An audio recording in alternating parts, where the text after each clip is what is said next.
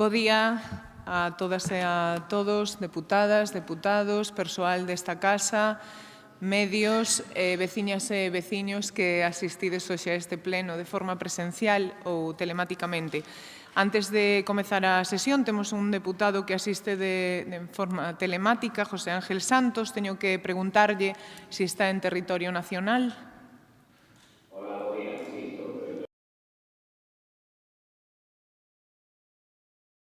A esta sesión, a este pleno ordinario de finais de xuño.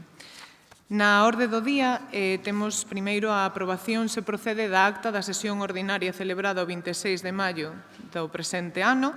Pásolle a palabra ao señor secretario para o dictame. Vale. Votamos directamente.